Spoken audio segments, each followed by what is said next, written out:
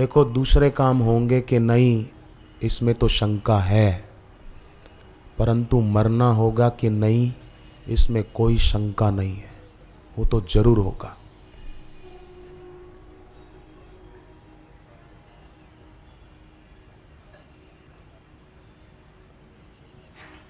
पेड़ पर हरा हरा पत्ता दिखता है, पर हरा पत्ता पीला होकर फिर झड़ भी तो जाता है, गिर भी तो जाता है। ऐसे ही युवानी में शरीर सौंदर्य अच्छा हरा भरा दिखता है, परंतु एक दिन ऐसा भी आता है कि वो सौंदर्य रहता नहीं है। बुढ़ापे में चेहरे पर झुर्रियाँ पड़ जाती है, आँखों की रोशनी कमज़ोर हो जाती है, कानों की सुनने की शक्ति कम हो जाती है, आवाज़ लड़खड़ाती है। बुढ़ापे में बोलते हैं तो कई वृद्धों को आपने बोलते हुए सुना होगा। तो क्यों ना अभी से हम लग जाएं। इतनी श्रद्धा भक्ति है तो अगर हम चाहें तो बहुत कुछ हो सकता है, जल्दी हो सकता है।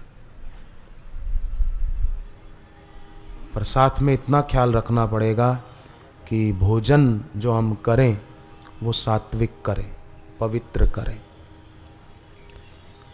सौराष्ट्र गुजरात में एक नगर है जिसका नाम है जेतपुर। राजकोट से 50-60 किलोमीटर होगा शायद। तो जेतपुर में एक व्यक्ति ने मुझे बताया, उनका नाम सुजान शर्मा। एक बार वो कहीं शादी पार्टी में गए थे, तो वहाँ शादियों में तो राजसी भोजन बनता है, तला हुआ, मीठा, मिर्च मसालेदार, लहसुन प्याज वाला। ये उन्होंने राजसी भोजन खा लिया स्वाद के वश होकर। लोग बड़े विचित्र हैं, स्वाद का ख्याल तो रखते हैं, स्वास्थ्य का ख्याल नहीं रखते। 3.5 इंच की जीभ को मजा दिलाने के लिए 3.5 हाथ का शरीर खराब कर देते हैं। पिज़्ज़ा खाते हैं, बर्गर खाते हैं, अपने स्वास्थ्य का गला आप ही घोंट देते हैं। पेप्सी पीते हैं, फिर पकोड़े खाए और ऊपर से चाय पी ली। सोचा ही नहीं पकोड़े में नमक था, प्याज थी और दूध की चाय पीते। और दूध, धरती पर गाय का दूध अमृत है।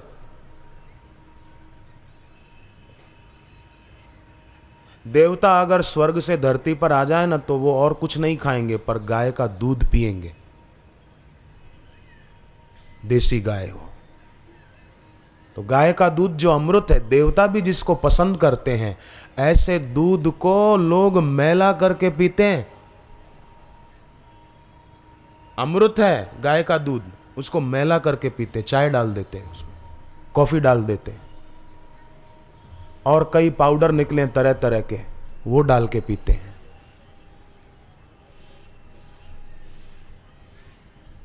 तो अपने स्वास्थ्य का गला नहीं घोटना चाहिए। स्वाद पर नजर नहीं, स्वास्थ्य पर नजर हो। तो उन्होंने शादी में राजसी भोजन कर लिया, घर आकर सो गए। सुबह उठे तो ध्यान में मन नहीं लग रहा था, सुमिरन में मन नहीं लग रहा था। माला उठाई जप करने को तो जप में मन नहीं लग रहा था। जप जैसे तैसे 10 माला की पाठ करने बैठे तो पाठ में मन नहीं लग रहा था। तब उनको हुआ कि मानो न मानो, मैंने वो राजसी भोजन कल खाया, उसी का ये प्रभाव है कि मेरा मन साधना में नहीं लग रहा है। जैसा खाओगे अन्न वैसा बनेगा मन।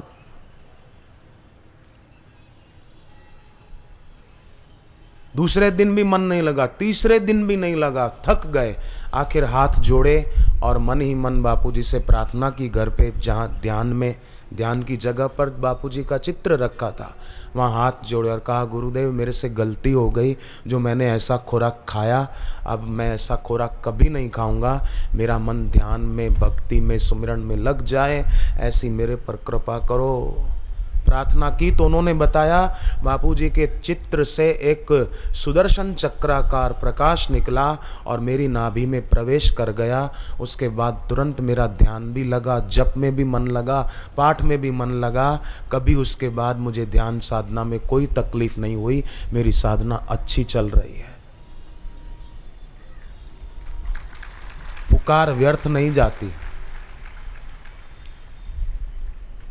प्रार्थना व्यर्थ नहीं जाती है। प्रार्थना करते करते जब साधक शांत हो जाते हैं, निशब्द में चले जाते हैं, तो निशब्द की पुकार बड़ी गहरी होती है। और अपने मन की चंचलता, मन का राग मिटाना हो ना, तो याद रखें, किसी शत्रु पर विजय प्राप्त करने के लिए आवश्यक है उसकी कमजोरी जान ली जाए। जैसे शत्रुघ्न राम जी के भाई, उनको राम जी ने आदेश दिया कि जाओ, लवणासुर नाम का जो दैत्य है उसको मारो, तुम जाओ। शत्रुघ्न निकल पड़े। यात्रा बड़ी लंबी थी। रास्ते में वाल्मीकि जी का आश्रम पड़ा। रात को शत्रुघ्न जी वाल्मीकि जी के आश्रम में आराम करे रुक गए। सुबह जल्दी उठ गए। सुबह जल्दी उठना बुद्धिमानी और देर से उठना नासमझी है। 5 बजे के बाद भी जो सोते रहते हैं ना घर पर, उनका भाग्य भी सोया रहता है। और 5 के पहले नहा धोकर जप ध्यान में बैठ जाते हैं, उनका भाग्य चमकता है। उनके घर से दुख, दरिद्रता, पैसे की कमी, ये सब तंगियां दूर हो जाती है। लक्ष्मी आती है बिना बुलाए। इसलिए देर तक सोना अपने भाग्य को ठुकराना है। महाभारत में लिखा है, न च सूर्योदय स्वपेत, सूर्योदय तक कभी भी सोना नहीं चाहिए। आलस्य नहीं करना चाहिए। थोड़ी देर और 15 मिनट में उठ जाएंगे, आधे घंटे में उठ जाएंगे, नहीं। आलस्य ही मनुष्याणाम शरीरस्थो महान रिपु। आलस्य मनुष्य के शरीर में रहा हुआ महान घातक शत्रु है।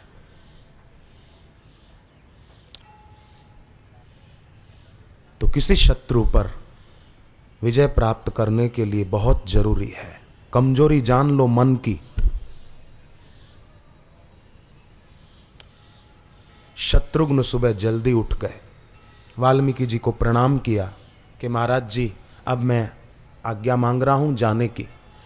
वाल्मीकि जी ने पूछा, कहाँ जा रहे हो? शत्रुघ्न जी ने सारी बात बता दी। तब वाल्मीकि ऋषि ने कहा कि एक काम करना भैया शत्रुघ्न।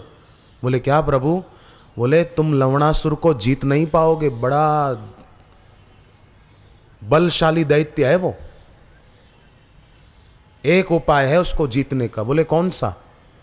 अगर वो उपाय तुमने नहीं किया तो बड़ा मुश्किल है उसको जीतना, उसको मारना, क्योंकि उसके पास शिवजी का दिया हुआ त्रिशूल है। उसने तप किया है और शिवजी ने उसको त्रिशूल दिया है। वो उसके पास होता है ना, तो संग्राम में उसको कोई जीत नहीं सकता।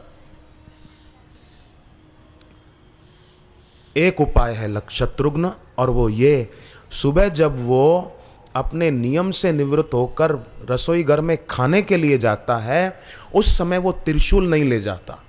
तब तुम जब खा के लौट रहा हो, पहुंच जाना, रास्ता रोक लेना और भिड़ जाना, मारने में सफल हो जाओगे। देखो महापुरुष कृपा करके कैसी युक्ति बता देते हैं बिना पूछे ही। शत्रुघ्न जी तो जा रहे थे, वाल्मीकि जी ने रोका कि कैसे जीतोगे उसको।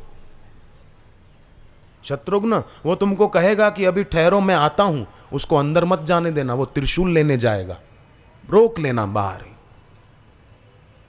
क्योंकि वो शिवजी की शक्ति है त्रिशूल, फिर जीतना मुश्किल है। शत्रुघ्न जी ने बीच में ही जाकर रोक लिया। कथा लंबी है, मैं विस्तार में न जाऊं, और उसको मारने में सफल हो गए। तो सत्संग में भी गुरु ऐसी युक्ति बताते हैं कि ये काम क्रोध रूपी असुर ये नष्ट हो जाए और साधक की विजय हो जाए।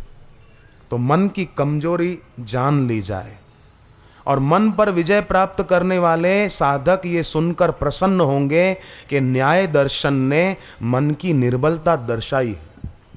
षड दर्शन है ना, उसमें न्याय दर्शन, शास्त्र न्याय दर्शन में मन की निर्बलता दर्शाई। और वो क्या? युगपद ज्ञानानुत्पत्तिर मनसो लिंगम, माने जिनसे एक काल में 2 पदार्थों का ग्रहण और 2 का ज्ञान नहीं होता, उसको मन कहते हैं। जिनसे एक ही काल में, एक ही समय में 2 पदार्थों का ग्रहण नहीं होता, ये न्याय दर्शन कहता है। तो मन अगर जाने लगे तो तुरंत, अरे मन तू कहाँ जाने लगा है? तू स्त्री का चिंतन करता है? दूसरे जन्म में चुनरी ओढ़ने का इरादा है क्या? स्त्री शादी का हो, किसी पुरुष का चिंतन हो तो क्यों भाई, क्यों किसी के चिंतन में लगा है? भागवत जी में एक जगह पर तो ऐसा भी लिखा है, शुकदेव जी कहते हैं कि परीक्षित, अभी जो धरती पर पुरुष दिखाई देते हैं ना, वो किसी जन्म में स्त्री थे, और जो स्त्रियां दिखाई देती वो पुरुष थी, पर आसक्ति के कारण चिंतन हुआ, इसलिए शरीर अदला बदली हो गया। भागवत जी में वर्णन है। तो क्या करना चाहिए? परीक्षित ने पूछा, बोले असत का ध्यान न करे, सत का ध्यान करे। इसलिए जपू जी का वचन है, एक ओमकार सत्य नाम वही सत्य है, उसी का ध्यान करें, उसका जप करें। और बापू जी दीक्षा देते हैं ना, उसमें ओमकार तो होता ही है, इसलिए कई सिख बंधु भी बापू जी से दीक्षा लेकर नाम जप करते हैं। कई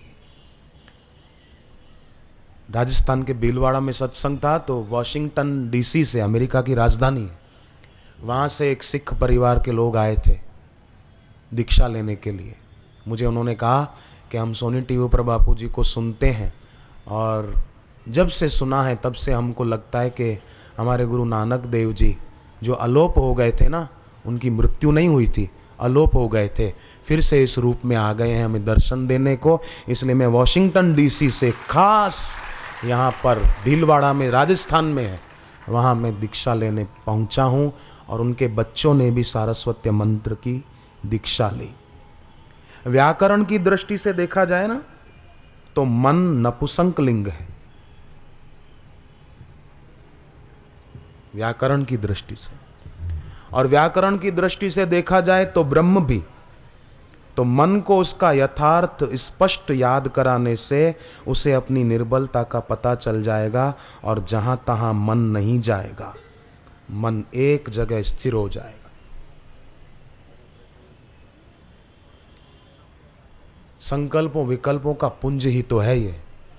ममता नहीं होगी, कामना नहीं होगी, विवेक विचार होगा कि जिसका संयोग हुआ है उसका वियोग होगा, जिसका वियोग होगा उसमें मन क्यों लगाऊं, मैं तो गुरु चरणों में अपना मन लगाऊं, बस मैं गुरु चरणों में अपनी प्रीति बढ़ाऊं, बस ये प्रेम सदा भरपूर रहे गुरुदेव तुम्हारे चरणों में। मैं गुरु जी को प्रार्थना करूं, मेरी प्रार्थना उन तक पहुंच जाएगी। ग्वालियर में एक पुलिस में काम करने वाले सज्जन, उन्होंने मुझे बताया कि मैं अपनी बंदूक लेकर एक दिन जा रहा था तो मुझे 3 डकैतों ने घेर लिया। उनके नाम भी बताए, मैं भूल गया। और उन्होंने, उनके पास बंदूकें थी, मेरे को मारने के लिए उन्होंने बंदूकें तान ली। तो मैंने दीक्षा ली हुई, मैं गुरु मंत्र बोलने लगा मन में। तो न जाने उन 3 डकैतों को क्या हुआ कि उन्होंने बंदूक मेरे सामने से हटा दी और कहा कि तुम्हारी बंदूक हमको दे दो और भाग जाओ। तो मैंने अपनी बंदूक दे दी और मैं आ गया घर, अपने और पुलिस के अधिकारियों को बात बताई। और सुबह जहां घर पे पूजा पाठ करने बैठता था, वहां गुरुजी को प्रार्थना करता था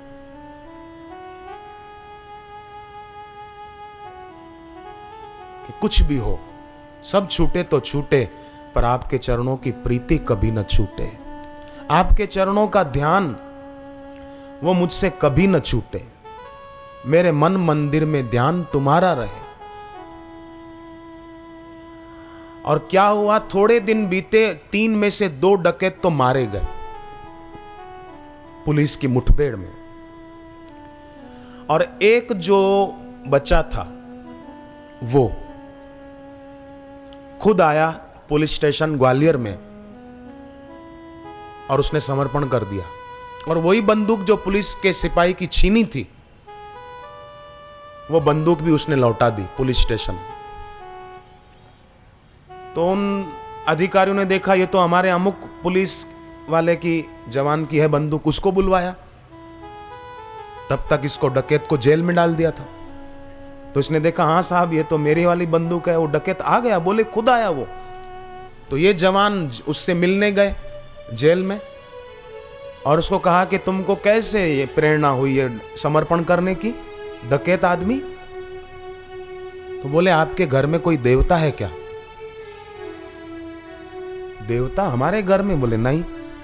इतने में डकैत की नजर वो पुलिस के जवान के गले में बापूजी के चित्र वाला लॉकेट पहना हुआ था, उस पर नजर गई। तो वो डकैत बोला कि ये आपके गले में जिनकी तस्वीर है, मैं इन्हीं की बात कर रहा हूं। ये रात को मुझे सपने में रोज आते थे और बड़ी आंखें दिखाकर डराते थे और कहते थे कि लौटाता है कि नहीं बंदूक, जल्दी कर, नहीं तो तेरे 2 साथियों की जो हालत हुई तेरी भी हो जाएगी। लौटाता है कि नहीं, चल जल्दी। तो मैं सोचता रहा कि ये कौन है मेरे को डराने वाले, पर रोज वो बाबा दिखाई देते, यही आपके गले में जिनका चित्र है। और बोले फिर मैं रह नहीं पाया और मैंने सोचा कि मेरी भी हालत उन 2 जैसी हो, चल भाई लौटा दो, जिंदा तो रहूंगा जेल में।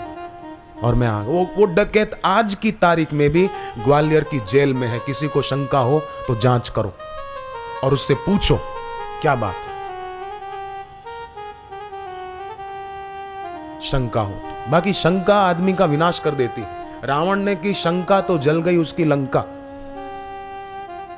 शंका सुग्रीव को भी हुई थी, राम जी को देख रहा था, पर शंका हुई कि कहीं ये वाली के भेजे हुए आदमी तो नहीं है। पर सुग्रीव का एक बड़ा भारी सद्गुण था कि शंका हुई तो अपने मन से कोई निर्णय नहीं लिया। हनुमान जी को कहा कि जाओ देखो वो कौन है। हनुमान जी का सहारा लिया तो शंका दूर हो गई, राम जी से मैत्री हो गई, सुग्रीव राजा बन गए। शंका रावण को भी हुई। खरदूषण मारे गए तो सोचा कि भगवान के सिवा तो उनको कोई मार नहीं सकता, पर बोले फिर भी मैं परीक्षा लूंगा। और परीक्षा लेने गया तो राम जी ने सोचा कि बड़ा आया परीक्षा लेने को, भले लेता रहे परीक्षा। राम जी ने एक साधारण व्यक्ति की लीला की और रावण ने उनको साधारण आदमी मान लिया। अगुण अमान जानी तेही दीन पिता वनवास। ये तो अगुणी है, इनमें कोई गुण नहीं है। भगवान का गुण तो सर्वज्ञता है, सर्वशक्तिमता है। इनमें तो सर्वज्ञता भी नहीं, मारीच को पहचान ही नहीं पाए और उसको हिरण सोने का समझ के उसके पीछे दौड़ रहे हैं। ये सर्वज्ञ का है कि ईश्वर तो सर्वज्ञ होता है। और दूसरा गुण ईश्वर का सर्वशक्तिमान, ये सर्वशक्तिमान भी नहीं, उसको मारने के लिए पीछे दौड़ रहे हैं। अगर शक्तिमान होते तो बैठे बैठे ही एक तिनका फेंक देते, मर जाता। ये ईश्वर नहीं है, अपने मन से ही निर्णय कर लिया तो परिणाम आया विनाश, रावण मारा गया। शंका नहीं, श्रद्धा, प्रीति, प्रेम, ये प्रेम सदा भरपूर रहे गुरुदेव तुम्हारे चरणों में। ये प्रेम सदा भरपूर रहे गुरुदेव तुम्हारे चरणों में। ये प्रेम सदा भरपूर रहे गुरुदेव तुम्हारे चरणों में। ये अर्ज मेरी मंजूर रहे गुरुदेव तुम्हारे चरणों में। ये अर्ज मेरी मंजूर रहे गुरुदेव तुम्हारे चरणों में।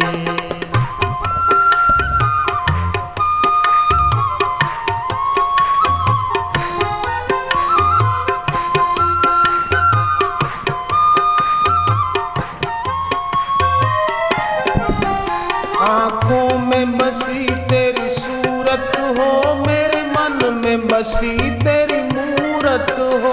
आँखों में बसी तेरी सूरत हो, मेरे मन में बसी तेरी मूरत हो। मेरे मन में बसी तेरी मूरत हो। मेरे मन में बसी तेरी मूरत हो। मेरा तन मन सब अर्पण ही रहे गुरुदेव तुम्हारे चरणों में। मेरा तन मन सब अर्पित ही रहे गुरुदेव तुम्हारे चरणों में।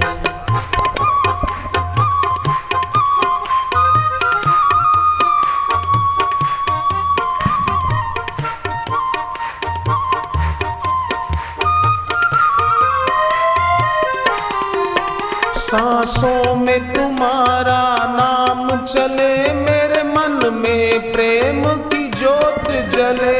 सांसों में तुम्हारा नाम चले, मेरे मन में प्रेम की ज्योत जले। मेरे मन में प्रेम की ज्योत जले। मेरे मन में प्रेम की ज्योत जले। ये शीश सदा झुकता ही रहे, गुरुदेव तुम्हारे चरणों में। यह शीश सदा झुकता ही रहे, गुरुदेव तुम्हारे चरणों में।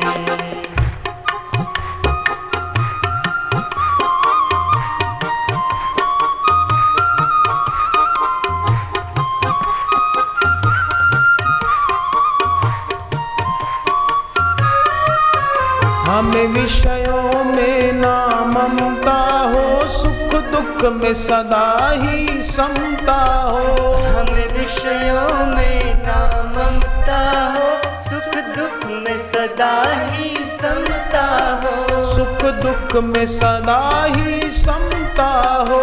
सुख दुख में सदा ही समता हो। शुभ भाव सदा बढ़ते ही रहे,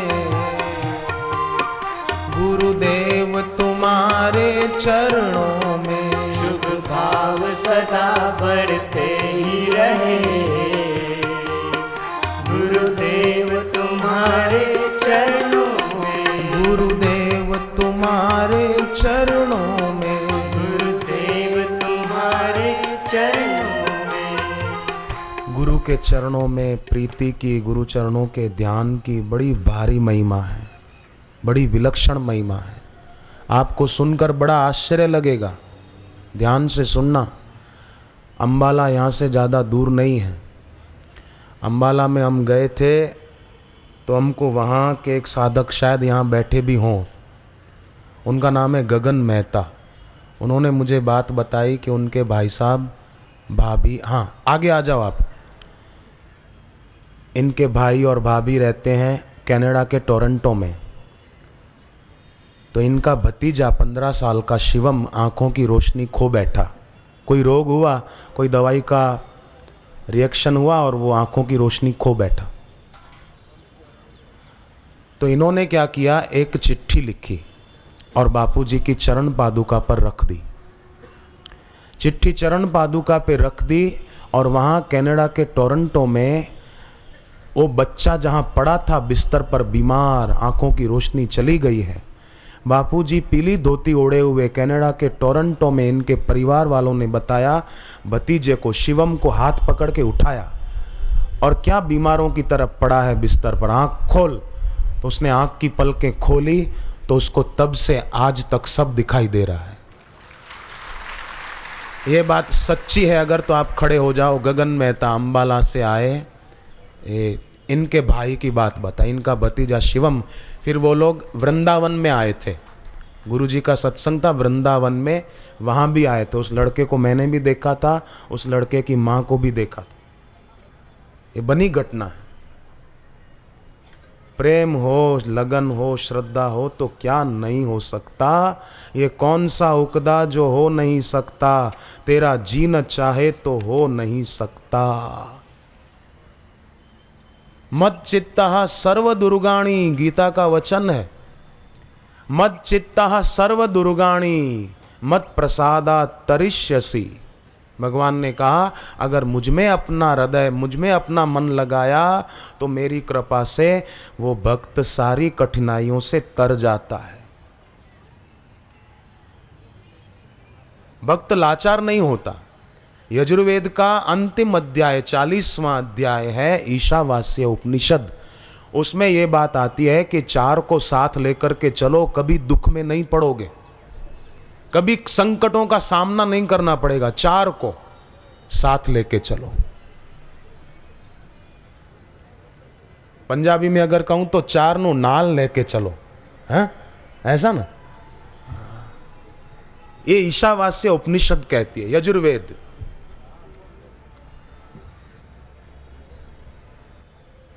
चार में पहला ये उपनिषद कहती है भगवान को साथ लेके चलो। जैसे अर्जुन युद्ध भूमि में भगवान को साथ लेकर गए, जीत गए। 5 पांडवों में से मरा एक भी नहीं। दुर्योधन अकेला हेकड़ी दिखाता हुआ गया अभिमानी, तो 100 कौरवों में से बचा एक भी नहीं। दूसरी बात, साथ लेके चलो, त्याग को साथ लेकर चलो। त्याग, भगवान के सिवा जो भी है, भोग का आकर्षण, विकारों का आकर्षण, संसारी चीजों में जहां भी मन जाता है, त्याग। त्याग मतलब घर का त्याग नहीं कर देना है, पति पत्नी का त्याग नहीं कर देना है, बच्चों का त्याग नहीं कर देना है, ममता का, कामना का, इसका त्याग करना है। और तीसरी बात कही, अपने में हीनता का अभाव। हीनता नहीं, मैं गरीब हूं, मैं लाचार हूं, मेरा कोई नहीं, इस हीनता को मिटा दे। हाँ, तुलसीदास जी ने जरूर हीनता बताई, मौसम दीन न दीन हित तुम समान रघुवीर। तुलसीदास जी ने दीनता की बात की है, पर वो दीन बने हैं भगवान के आगे। सूरदास जी ने दीनता की बात की है, पर भगवान के आगे, विकारों के आगे वो दीन नहीं हुए, भोगों के आगे झुके नहीं।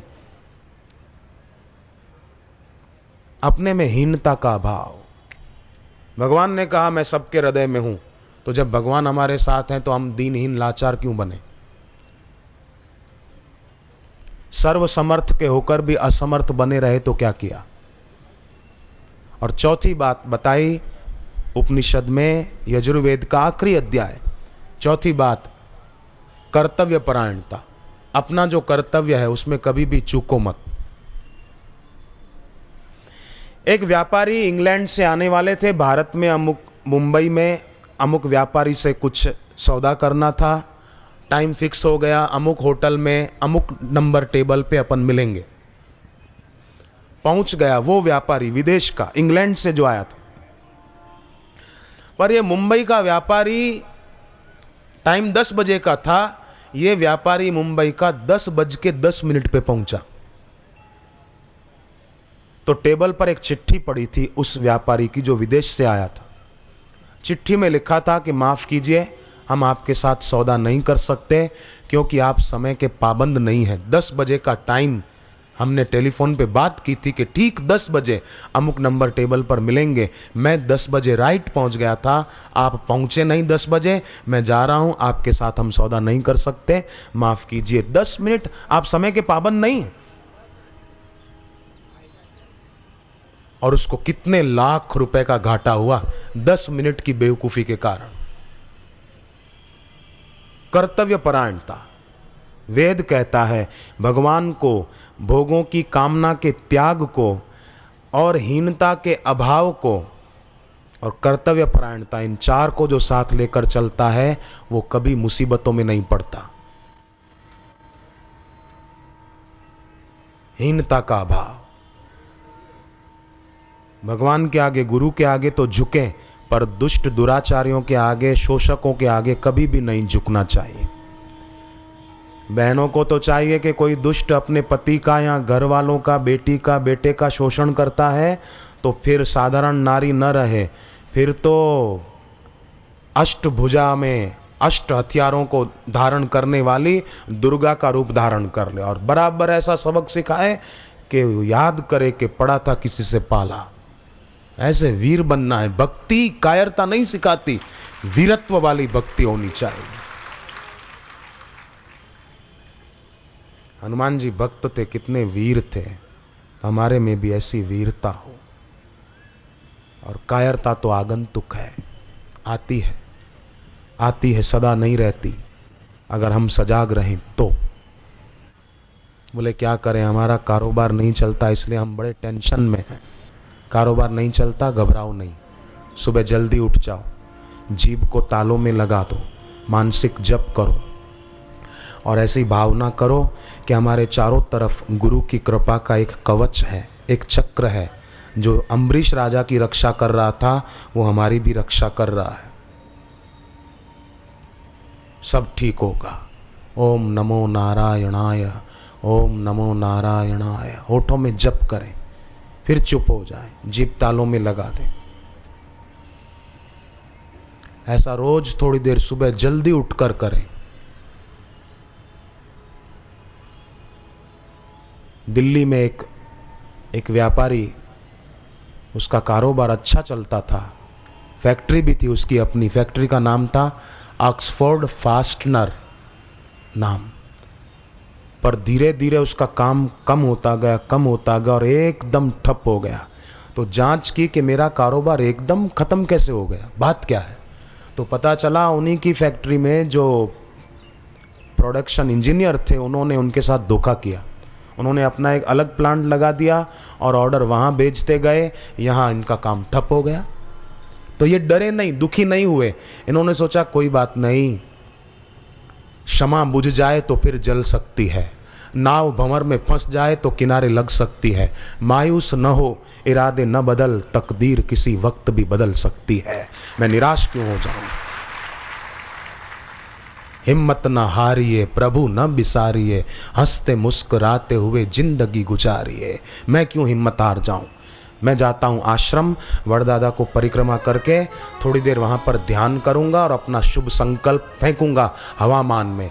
जब कोई कार्य आपका नहीं हो रहा हो ना और आपको वो सफल करना हो, तो आप एक काम करो, घर में शुद्ध गूगल, भैंस का घी और शक्कर, 3 चीज़ें मिलाकर धूप कर दो पूजा की जगह पर बैठकर, और गहरा श्वास लेकर श्वास को रोको और एक बार गायत्री मंत्र या महामृत्युंजय मंत्र जपो और फिर संकल्प करो कि मेरा जो अमुक काम अटका हुआ है वो पूरा होके रहेगा, उसको दुनिया की कोई ताकत पूरा होने से रोक नहीं सकती।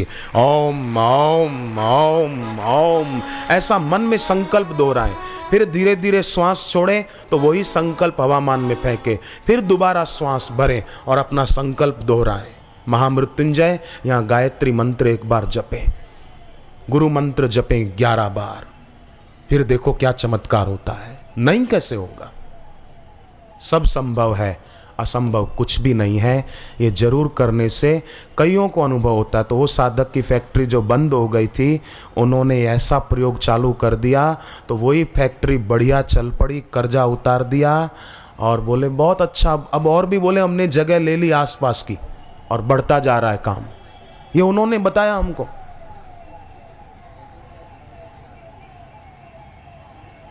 ये कौन सा उकदा जो हो नहीं सकता, तेरा जी न चाहे तो हो नहीं सकता।